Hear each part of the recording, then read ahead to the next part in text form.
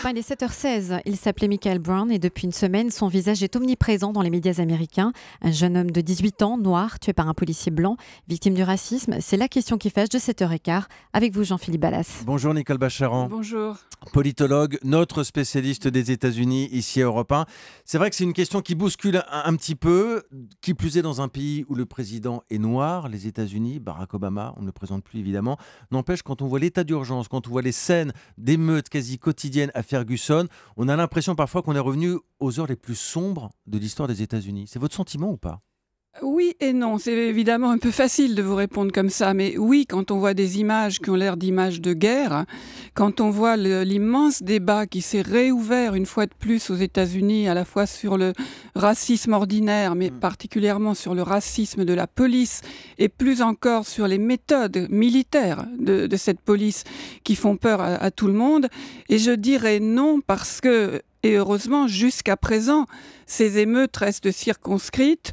Il y a une victime, Michael Brown, mais on est loin des émeutes, par exemple, de South Central en 1992, où il y avait eu 58 morts. On va rappeler le contexte, Nicole. On a donc un jeune noir abattu par un policier dans des circonstances qui sont encore imprécises. Certains disent que Michael Brown avait les mains en l'air. Il y a d'ailleurs des hommes du FBI actuellement qui enquêtent sur le terrain. Ça se passe dans une petite ville où la population est noire en majorité, où la police est blanche en majorité, où ceux qui gouvernent sont blancs en majorité. Ça explique, selon vous, ce climat de tension ? Très certainement, parce que vous le décrivez très bien. Ferguson, banlieue de Saint-Louis, dans le Missouri, c'est une communauté, au fond, qui n'a jamais fait face à son histoire raciale, qui n'a jamais eu son heure de vérité. Les villes qui ont connu des grandes émeutes tragiques dans les années 60-70, finalement, à cause de la violence des émeutes, il y a eu des réformes immédiates, et notamment l'embauche de nombreux policiers noirs pour que la présence de la police ne soit plus ressentie comme une force d'occupation. Dans le Missouri, ça n'a pas eu lieu, et c'est un État très particulier. Je reviens juste une seconde en arrière, mais pendant la guerre de sécession, c'était un État divisé en deux. La moitié des volontaires sont partis dans l'armée du Nord, ouais. L'autre moitié des volontaires dans l'armée du Sud. Au moment de la ségrégation, c'était une ségrégation extrêmement dure. Et quand les premières amorces de déségrégation ont eu lieu, la pire émeute raciale de l'histoire des États-Unis a eu lieu à Saint-Louis. Donc la grande ville à côté de Ferguson, il y a eu plus de 300 morts. Vous voyez qu'on est dans des dimensions énormes.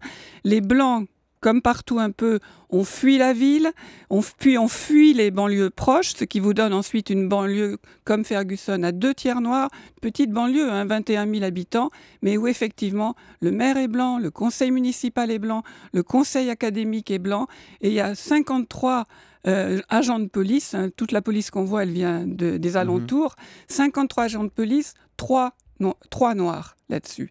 Aucune, si vous voulez, aucune réforme profonde et toujours le sentiment d'une police blanche qui occupe d'une certaine manière les quartiers noirs. Et on a l'impression que ce genre d'histoire arrive de façon quasi cyclique dans l'actualité américaine.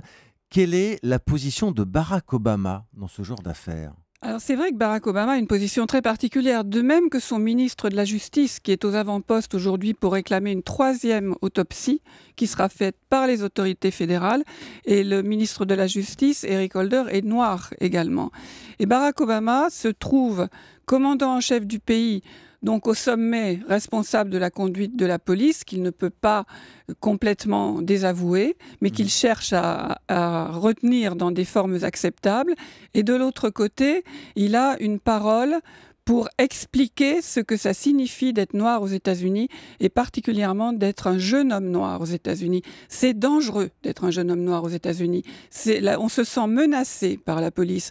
Obama lui-même, qui a tout ce qu'il y a de plus propre sur soi, raconte que quand il était jeune, il a ressenti, quand il arrivait quelque part, les femmes qui resserraient un petit peu leur sac à main, les clics des voitures que l'on verrouille, les gens qui changent de trottoir, et cette peur de la police.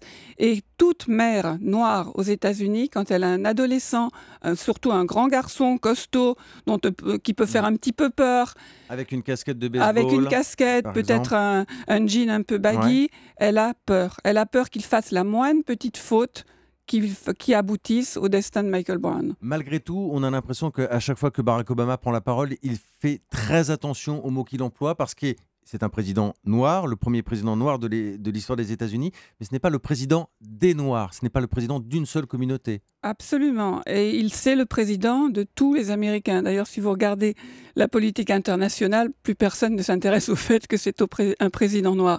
Donc, quand il parle à Washington, il parle au nom de toutes les couleurs de peau qu'il y a dans son pays. Et néanmoins, depuis qu'il a été candidat, notamment en 2007-2008, il essaye de faire un travail pédagogique, vraiment. Mais il faut dire aussi qu'il se trouve à la tête d'une police qui a beaucoup changé dans les 10-20 dernières années. George Bush avait décidé que cette police, elle était aux avant-postes dans la lutte contre le terrorisme après le 11 septembre, alors qu'en fait, elle se trouve généralement à faire face à des manifestants ou à des contrôles de mauvaise conduite dans la rue. C'est une police militaire. Tous les surplus militaires depuis la guerre d'Irak, la guerre d'Afghanistan, a abouti dans les polices locales. Et vous voyez à Ferguson, 21 000 habitants, 150 manifestants, peut-être même casseurs dans la rue, face à des camions blindés, avec des snipers allongés sur le toit. Il y a énormément de photos qui circulent encore ce matin sur les réseaux sociaux. Voilà, c'est absolument vertigineux. Des fusils d'assaut, des fusils M16, les casques noirs, les treillis de camouflage et des méthodes militaires qui font vraiment peur. Révélateur d'une tension, en tout cas, qu'on va suivre dans l'actualité de ces prochains jours. Merci beaucoup, Merci Nicole Bacharan, d'avoir répondu à nos questions ce matin sur Europe 1.